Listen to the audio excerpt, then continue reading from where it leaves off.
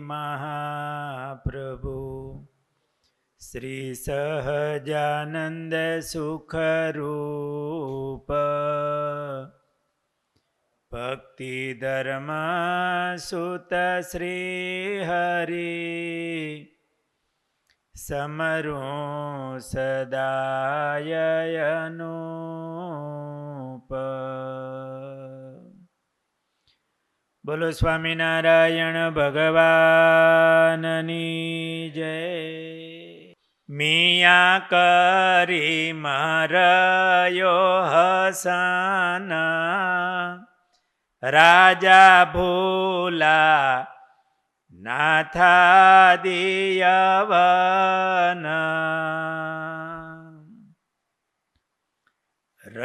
રહ્યા ભગતના પ્રસંગ મળ્યા નથી. પછી હસન અને છેલ્લે નાથાદી યવન આવ્યું. એ બે ભાઈઓ હતા, હસન અને નાથ. સરદારના હતા. એકવાર એવું બન્યું, મહારાજ દાદાના દરબારમાં બિરાજમાન હતા. મહારાજની પાસે મુક્તાનંદ સ્વામી, બ્રહ્માનંદ સ્વામી વગેરે સંતો બેઠા હતા. થોડા ભક્તો બેઠા હશે. એમાં એક માજી પોઠિયા ઉપર બંને બાજુ છાલકું કોથળાની ગુણનું કરેલું હોય, એમાં ખાના હોય. એ બે ખાનામાં એના બે બાળકો હતા. દાદાના દરબારમાં પોઠિયા સહિત એમાં આવી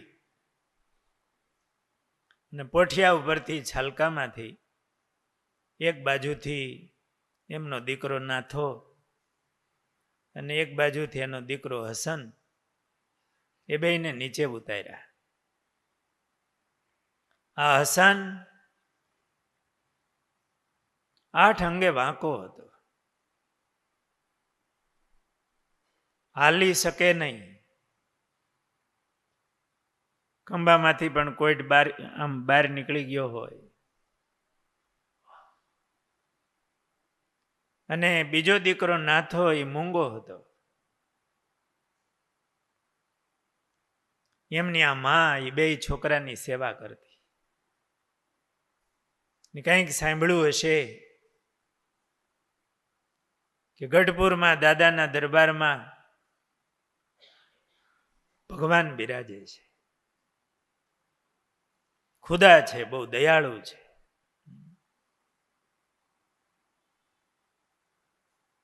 એટલે એના દીકરાઓને લઈને આવી.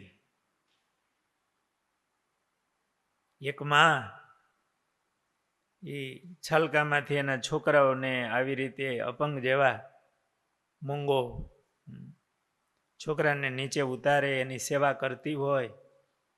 આ દ્રશ્ય કેવું હોય! ભલભલાને આમ દયા આવી જાય. અને આપણી સંસ્કૃતિ છે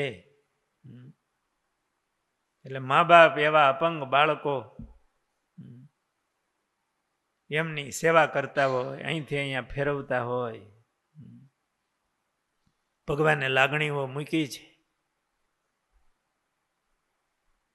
બે બાળકોને લઈને એની માં આવી. મહારાજ પાસે બ્રહ્માનંદ સ્વામી, સંતો, ભક્તો બેઠા હતા. સ્વામીની નજર પણ ગઈ હોય.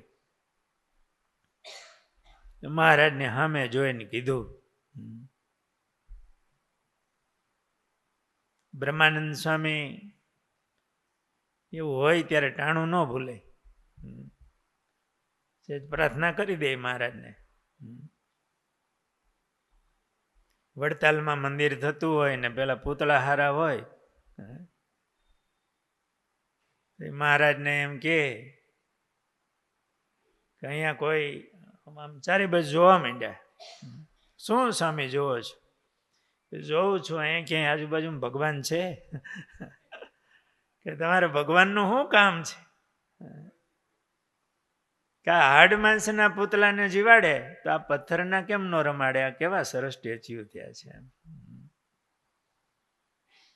અને મહારાજે છડી અડાડીને પૂતળાને રમાડ્યા. એમ અહીંયા તો બ્રહ્માનંદ સ્વામીનું દિલ દ્રવી ગયું હતું, સાધુ હૃદય હતું. અને મહારાજ તો અતિ દયાળુ, અતિ દયાળુ. બ્રહ્માનંદ સ્વામી મહારાજને સામે જોયું છે. મહારાજ મુખમ કરોતિ વાચાલમ પંગુમ લંઘયતે ગિરિમ યત્કૃપા તમહમ વંદે પરમાનંદ માધવ. મંગલાચરણમાં ભગવાનને સંભાળતા હતા હોય ઘણી વાર. અને ભગવાનમાં એ શક્તિ તો છે જ. નરસિંહ મહેતાએ પણ પ્રભાતીમાં એવું ગાયું,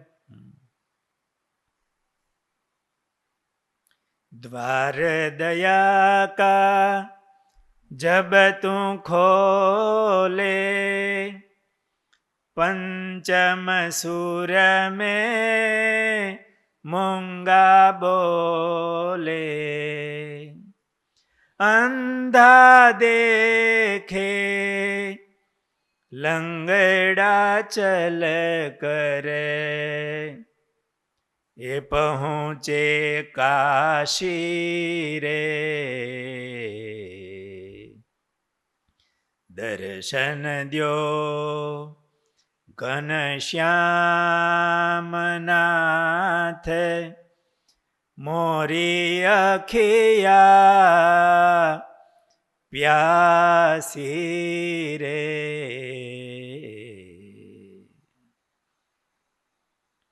બ્રહ્માનંદ સ્વામીએ જરાક મહારાજની સામે જોયું, આમ ઈશારો કર્યો હોય મહારાજ.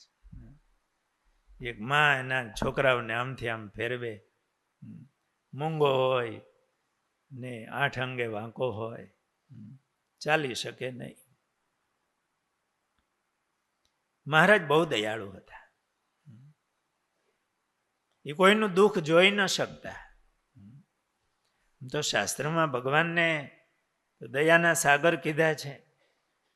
એનો દયાનો અવધિ પણ નથી.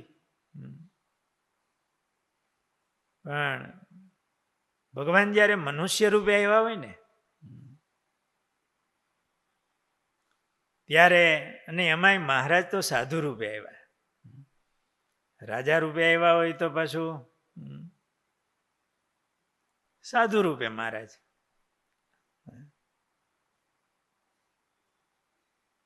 બહુ દયાળુ મહારાજ. દયાનો અવતાર કહેવાય. કોઈને દુખીઓ દેખી ન ખમાય દયાણી રે. ને જ્યારે જ્યારે આવા પ્રસંગો બન્યા છે ને, મહારાજ મનુષ્ય રૂપે પધાર્યા, એનું ઐશ્વર્ય છુપાવીને રાખતા હોય. પણ આવું ક્યારેક પ્રસંગ બની જાય ને ત્યારે એનું ઐશ્વર્ય છુપું રહે નહીં. મહારાજ કાર્યાણીમાં વિરાજમાન હતા અને એક બાળક અતિ રુદન કરે. મહારાજનો દયાળુ સ્વભાવ. મહારાજે કીધું, આ બાળક આટલું બધું કેમ રડે છે? એટલે મહારાજને કીધું, મહારાજ અહીંયા બાજુમાં એક ખેડૂતનું ઘર છે, બાળક નાનું છે, એની માં મૃત્યુ પામી છે. એ બાળક એની માને સ્તનપાન કરવા જાય, એની છાતી પાસે જાય, એની બાળકને ત્યાંથી લઈ લે ને એટલે અતિ રડે છે. પણ એની માં મૃત્યુ પામી છે. નાનું બાળક, એને ખબર નથી, એને તેની માને સ્તનપાન કરવું છે. મહારાજ ગો, બાળકનું જીવન તો એની માં છે. મહારાજ પોતે ગયા ને અમૃત દ્રષ્ટિ કરીને એની માને બેઠી કરી. બાળક એની માને બાજી પડ્યું, સ્તનપાન મીંડું કરવા. આવું થાય ને ત્યારે મહારાજનું દયા એવી ને એટલે એનું ઐશ્વર્ય પ્રગટી જાય ત્યાં. આપણે અહીંયા પ્રાર્થના મંદિરમાં બધા લીલા ચરિત્રોની છબીઓ હતી. હરિપ્રસાદ સ્વામીએ એ બધી મુકાવેલી. એમાં પ્રસંગના 2 પ્રસંગો હતા. એની મૃત્યુ પામી હોય અને બાળક એની પાસે હોય, અને પછી એની માં બેઠી થાય ને બાળકને ગોદમાં લીધું હોય. 2 છબી હતી. નાના હોય ને એની દ્રશ્યો આમ જોઈ તો આમ બહુ ગમતા હોય. એવા મહારાજના બહુ સરસ બધા ચરિત્ર પ્રસંગો હતા. કદાચ તમે દર્શન કર્યા હશે. આ કાર્યાણીનો પ્રસંગ, મહારાજ દુઃખ જોઈ ન શકે. આવા પ્રસંગો ઘણા છે મહારાજના ચરિત્ર પ્રસંગોમાં. મેવું ગામ મહારાજ પધાર્યા તો રૂંડ મૂંડ બાળક એની માં રડતી હતી. આપણે અત્યારે વાત હસનભાઈની કરવી છે. આ માં આવી સરદારથી પોઠિયા ઉપર ખલકામાં એના 2 બાળકોને રાખીને એને નીચે ઉતાર્યા. બ્રહ્માનંદ સ્વામીએ મહારાજની સામે જોયું, હાથ જોડ્યા. મહારાજ અતિ દયાળુ. મહારાજ ત્યાંથી ઊભા થઈને હાલ્યા. અહીં તો સંતો બેઠા હતા. એની માએ 2 બાળકોને આમ નીચે ઉતાર્યા હતા. એની માએ પ્રાર્થના કરી, પરવરદિગાર તમે ખુદા છો એવું સાંભળ્યું છે. મારા 2 બાળકો છે.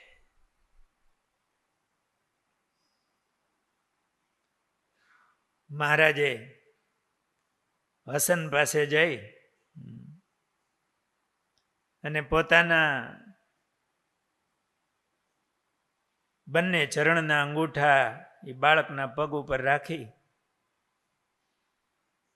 એક હાથથી મહારાજ એમની ડોક ઝાલીને આમ ઊંચો કર્યો ને વાહેથી થોડો આમ વજન દીધો. 8 અંગે વાંકો, ચાલી જ શકે નહીં. મહારાજનો એ સ્પર્શ થયો અને એની વાંકાઈ ટળી ગઈ. બહુ ઐતિહાસિક વાત છે.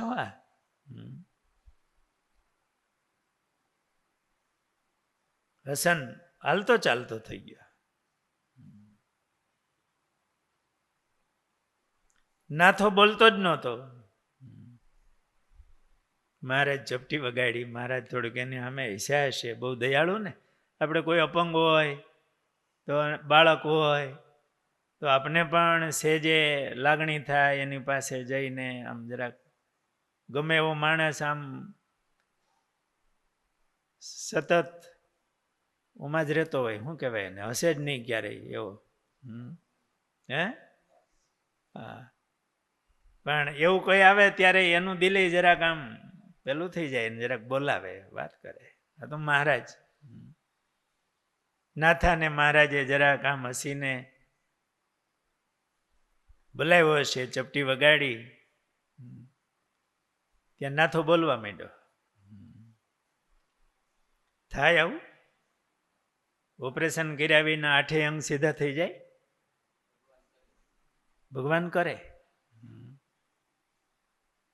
ભગવાન શ્રી કૃષ્ણ મથુરામાં પ્રવેશ કર્યો. પેલા ધોબીને જીભ એવી ને એવી હતી, તમાચો માર્યો.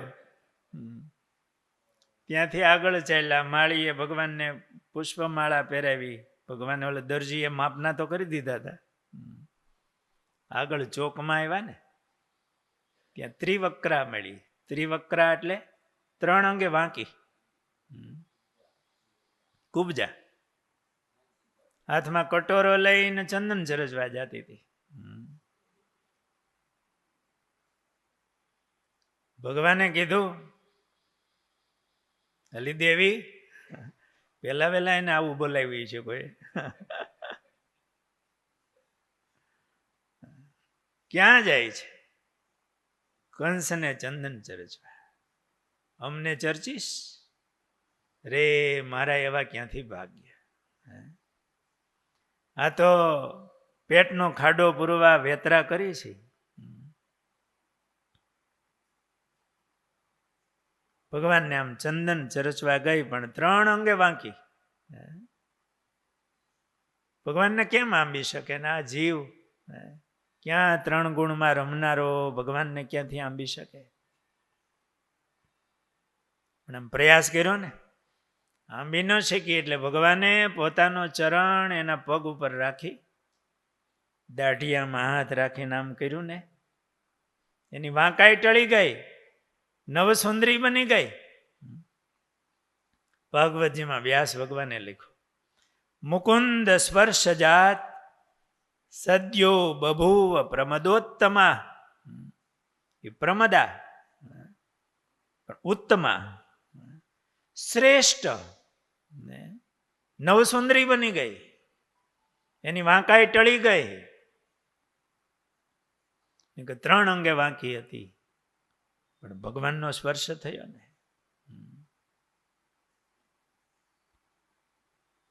એમાં અહીંયા પુરુષોત્તમ નારાયણ જેના સંકલ્પથી આ જગતની ઉત્પત્તિ સ્થિતિ અને પ્રલય થાય, પાણીના ટીપામાંથી આવું સરસ શરીર બની આવે, એ પરમાત્મા એ તો સંકલ્પ કરે તો બધું વાંકાઈ ટળી જાય ને બોલવા માંડે. પોતે જઈને એનો સ્પર્શ કરે એમાં એમને સારું થઈ જાય, એમાં શું કહેવાનું હોય?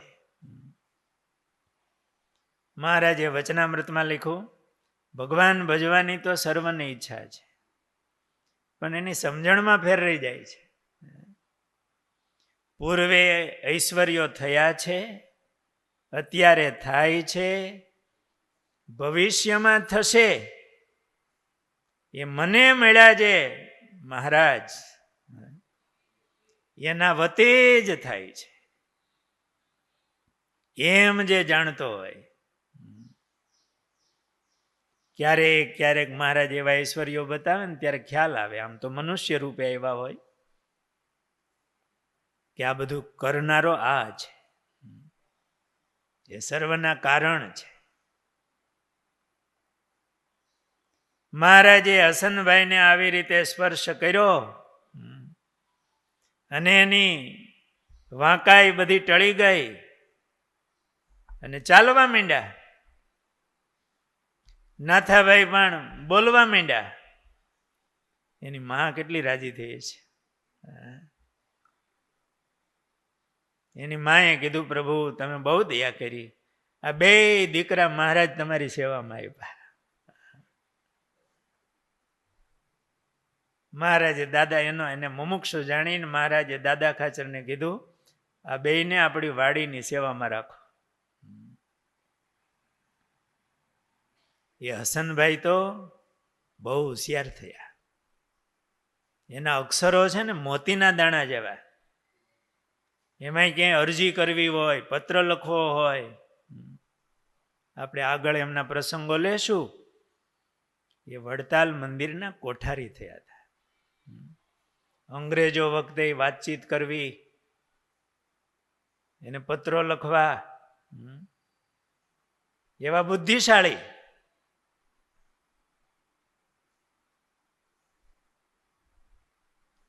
આ શ્રીજી મહારાજ કેવા કરુણાના સાગર છે, કેવા દયાળુ છે.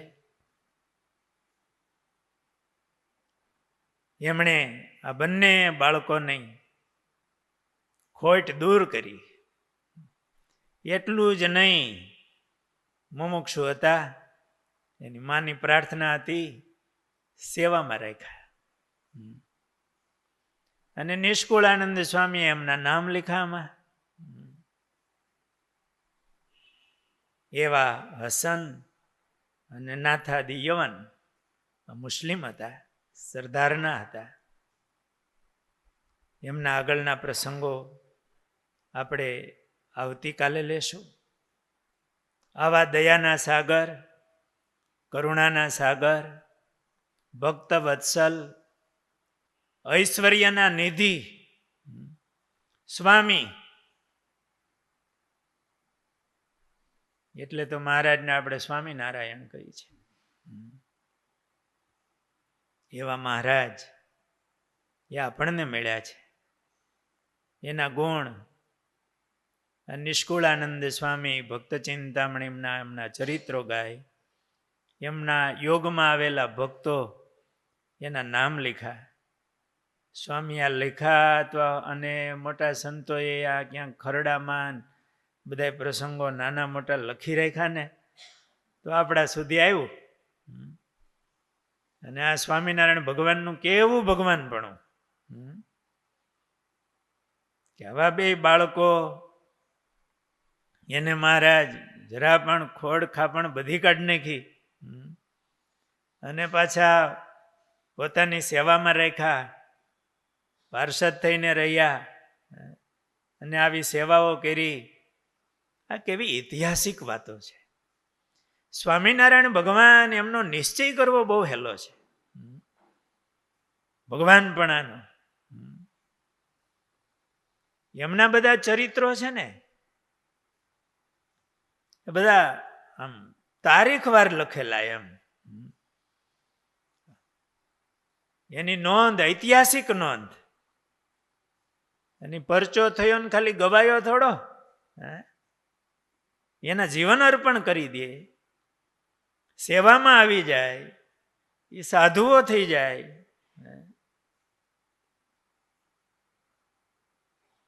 આ કેવી પ્રતીતિ આવે એવી વાતો છે. મહારાજના આવા ઐશ્વર્યો છે. આ હસન અને નાથો બંને ભાઈઓને એમના માના કહેવાથી અને એની માને એમ થયું છે કે આખી જિંદગી હું આની સેવા કરત. બિચારા પરાધીન હતા અને માં એની સેવા કરતી હતી. પણ સમય ઉપર મહારાજ હતા અને એ માં લઈને આવી. ભગવાન મહારાજનો સ્વભાવ એવો કે કોઈનું દુઃખ દેખી ન શકે એવા મહારાજ દયાળુ હતા. મેં બ્રહ્માનંદ સ્વામીએ મહારાજને જરાક ઈશારો કર્યો કે મહારાજ ભૂલી નથી ગયા ને તમે ભગવાન છો. આ ઐશ્વર્ય તો બધા તમારી પાસે છે. મુકમ કરોતિ વાચાલમ પંગુમ લંઘયતે ગિરિમ. તમારી કૃપા થાય તો બધું થાય. અને મહારાજે પોતાની દયા, એમનું ઐશ્વર્ય વાપરી અને કદાચ એ બે આમ બાળકો પણ મોટી ઉંમરના થઈ ગયા હશે, પણ આમ તો બાળક જ અપંગની રીતે હોય, જિંદગી બોલતા ન હોય. જૂનો સમય મહારાજે એમની પ્રાર્થના સાંભળી, એમને સુખી કર્યા અને સેવાની પ્રાર્થના આવી એટલે મહારાજે દાદા ખાચરને કહી અને વાડીમાં સેવામાં રાખ્યા. પછી તો આગળ વધીને ઘણી સેવાઓ કરતા. એ પ્રસંગો આપણે આવતીકાલે લેશું. સહજાનંદ સ્વામી મહારાજની